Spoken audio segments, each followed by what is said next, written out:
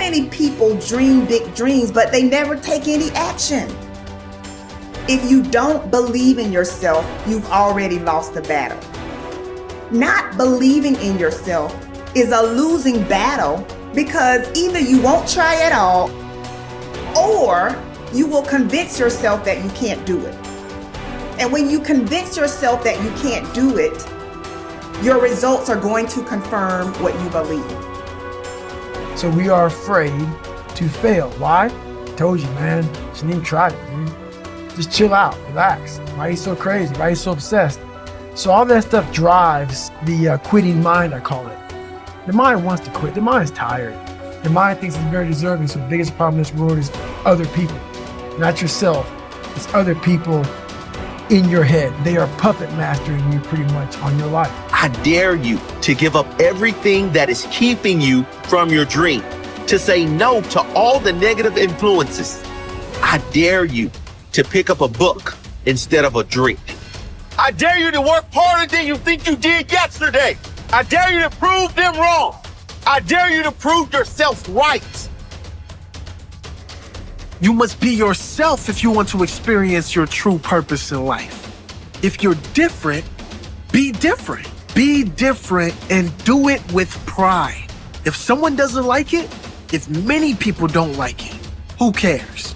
Your life would feel better and richer if you had a goal, you chase that goal, you accomplish some things, and you would get this boost of confidence, you get this boost of self-esteem, like whatever it is that you're into doing. The time has come for you to understand that you cannot depend on the opinions of others.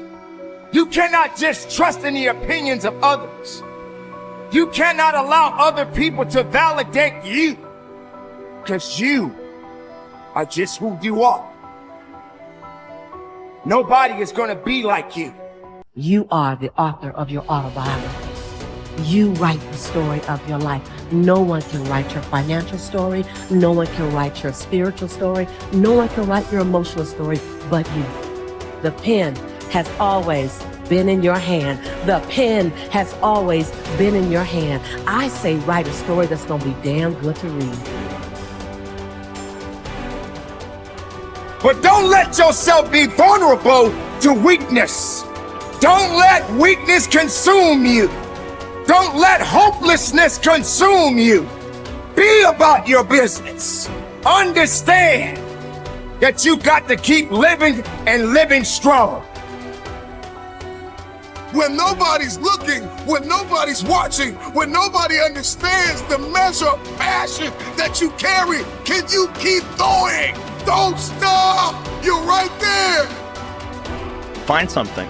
Find a thing that you genuinely enjoy, because getting good at things you genuinely enjoy is extremely beneficial for young people, because it lets you know that, like, everybody thinks they're a loser. Every young person thinks they're a loser. At least a young person in the situation I was at. Like, I didn't know I wasn't a loser until I started winning, until I started doing martial arts. Martial arts taught me that, like, I could get better at stuff, that I wasn't really a loser. I just was someone who was, like, in a fucked up situation.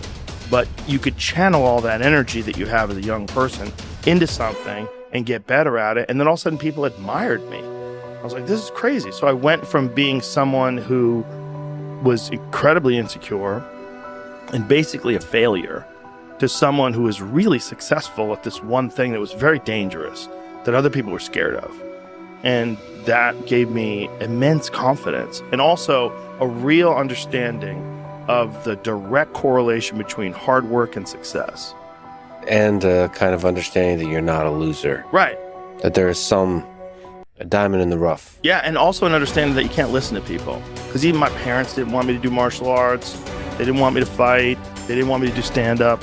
There's like, you have to understand, like, who you are, and then in the face of other people's either criticism or, you know, lack of faith in your ability to succeed, you push through, and there's great benefit in that.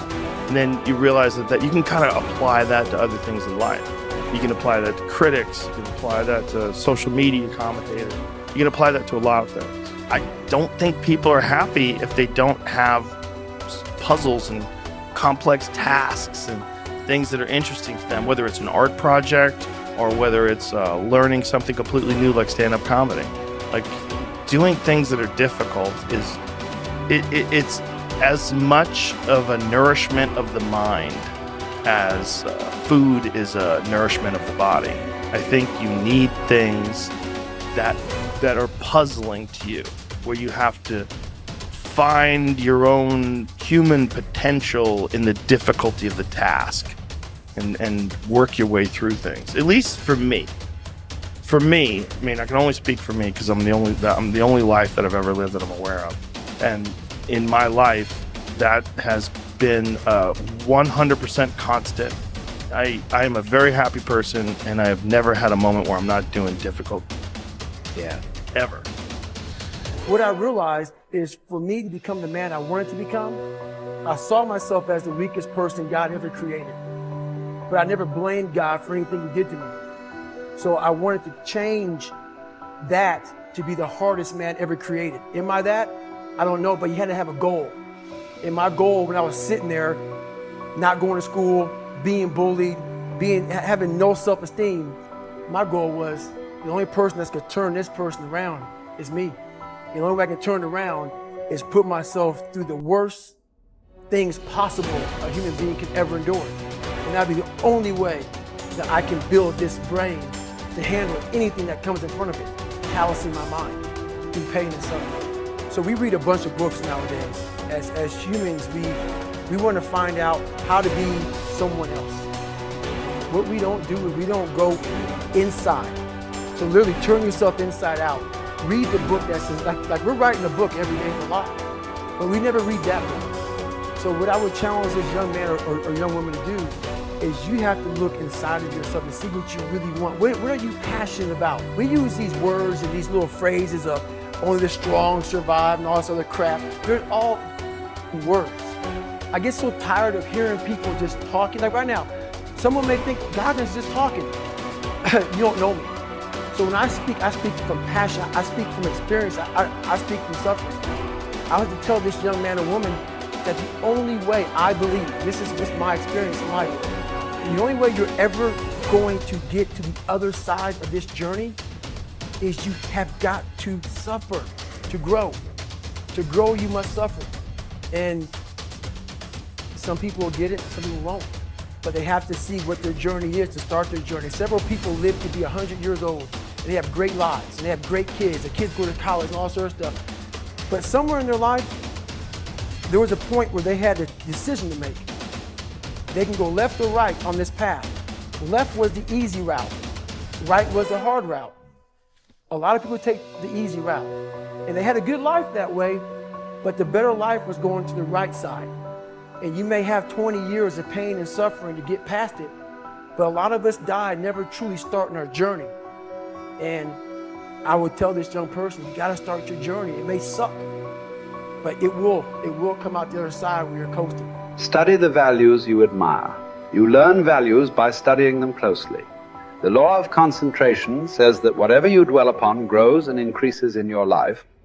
What this means is that when you study and read stories about men and women who demonstrated the kind of values that you admire and respect, and then think about those stories and that behavior, those values sink ever deeper into your mind. Once these values are programmed into your subconscious, they create a propensity within you to behave consistently with those values when the situation requires them. For example, in military training, soldiers are continually told stories of courage, obedience, discipline, and the importance of supporting their fellow soldiers. The more they hear these stories, discuss them, and think about them, the more likely they are to behave consistently with these values when they're under the pressure of actual combat. The core virtue of character is truth. Whenever you tell the truth, however inconvenient it may be at the time, you feel better about yourself and you earn the respect of the people around you. One of the highest accolades you can pay another person is to say that he or she always tells the truth. Emulate the people you most admire. Much of your character is determined by the people you most admire. both living and dead. Who are they? Looking over your life and history, make a list of the people whom you most admire, and next to their names, write out the virtues or values that they most represent to you. If you could spend an afternoon with anyone, living or dead, what one person would you choose? Why would you choose that person? What would you talk about during your afternoon together? What questions would you ask, or what would you want to learn? Consider this as well. Why would that person want to spend an afternoon with you?